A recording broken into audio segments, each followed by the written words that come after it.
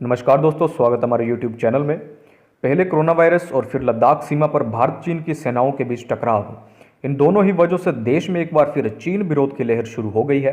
Social media पर लगातार hashtag boycott Chinese product जैसे हैशटैग ट्रेंड हो रहे हैं। लेकिन वास्तविकता में क्या चाइनीज प्रोडक्ट का बहिष्कार करना इतना आसान है? आपको बता दें कि अप्रैल 2019 से लेकर फरवरी 2020 के बीच भारत चीन के बीच 5,50,000 करोड़ रुपए का कारोबार हुआ है। भारत ने तो सिर्फ 1.09 लाख करोड़ का सामान चीन को बेचा है, लेकिन चीन ने 4.40 लाख करोड़ रुपए का सामान भारत को बेच दिया। इस दौरान अमेरिका के बाद चीन हमारा दूसरा सबसे बड़ा कारोबारी देश है।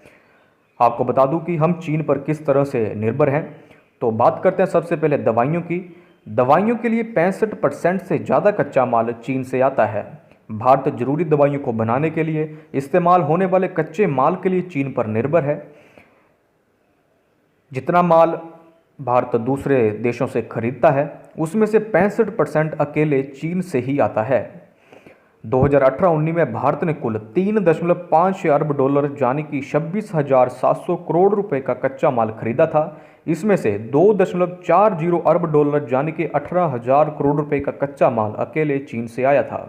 इसके अलावा अगर मैं बात करूं एफडीआई की, तो 6 साल में चीन ने करीब 13,000 करोड़ रुपए का इन्वेस्टमेंट भारत में किया है।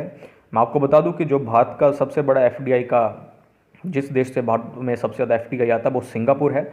सिंगापुर ने पिछले 3 साल में 2.94 लाख करोड़ रुपए से ज़्यादा का निवेश किया है। भारत में सबसे ज़्यादा निवेश करने वाले देशों में चीन 18वें नंबर पर है। अब बात करते हैं हम स्टार्टअप की, तो स्टार्टअप में भी चीनी कंपनियों की हिस्सेदारी है। एफडीआई भले ही चीन का कम हो, लेकिन चीन की कई कंपनियों की हिस्सेदारी भारत के स्टार्टअप्स में है। पिछले कुछ सालों में देश में जितने बड़े स्टार्टअप शुरू हुए हैं, उनमें चीन की कंपनियों की हिस्सेदारी भी है। यूनिकॉर्न क्लब में शामिल भारत के 30 में से 18 स्टार्टअप्स में चीन का पैसा लगा है। यूनिकॉर्न क्लब में उन्हें शामिल किया जाता है जिसकी नेटवर्थ 1 अरब डॉलर से भी ज़्यादा होती है। अब बात करते हैं हम स्मार्टफोन की, तो देश के टॉप 5 स्मार्टफोन ब्रांड में 4 चीन के हैं। रिसर्च फर्म काउंटर पॉइंट की रिपोर्ट के मुताबिक 2020 की पहली तिमाही यानी जनवरी से मार्च के बीच भारतीय स्मार्टफोन मार्केट में चीनी कंपनियों की हिस्सेदारी 70% से भी ज़्यादा है। भारत का स्मार्टफोन मार्केट करीब 2 लाख करोड़ रुपए का है। देश के टॉप 5 स्मार्टफोन ब्रांड में से 4 चीन के हैं। सबसे ज़्यादा 30% मार्केट शेयर शाओमी का है। दूसरे नंबर पर 17% मार्केट शेयर के साथ वीवो है। टॉप 5 में सिर्फ सैमसंग ही है, जो दक्षिण कोरियाई कंपनी है। सैमसंग का मार्केट शेयर भारत में 16% है।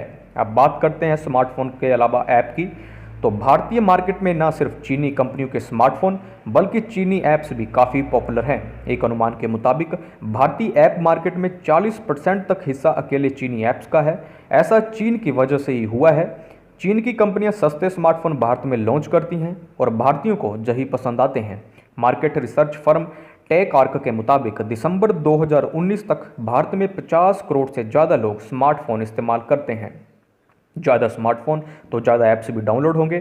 टिकटॉक, जिसको कई बार बैन करने की मांग उठती रही है, उसे 12 करोड़ से ज़्यादा भारतीय चलाते हैं। कैम स्कैनर ऐप को भी 10 करोड़ भारतीय इस्तेमाल करते हैं। हम जो कपड़े पहनते हैं उसमें भी चीनी माल, टीवी देखते हैं उसमें भी चीनी माल। चीन हमारी ज़रूरतों में किस तरह से समा चुका है, इसके कई उदाहरण हैं।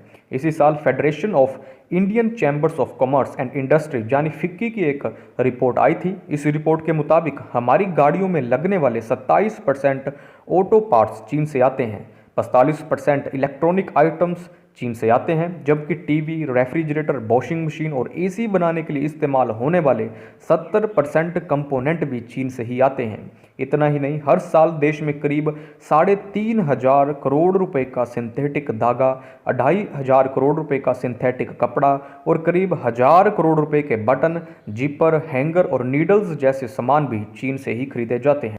तो इस वीडियो में इतना ही। आप अपनी राय जरूर दीजिएगा बॉयकॉट चाइनीज़ प्रोडक्ट को लेकर। इन तमाम चीज़ों को ध्यान में रखकर अब आप अपनी राय दीजिएगा। तो इसी तरह की वीडियो आगे भी आपको आती रहेंगी। आई होप आपको काफ़ी सारी जानकारी इस वीडियो से मिली होगी। तो चैनल को सब्सक्राइब जरूर कर लें और बेल आइकन को जरूर प्रेस कर लें ताकि और आने वाली वीडियोस महत्वपूर्ण इन्फॉर्मेशन आपको मिलती रहे।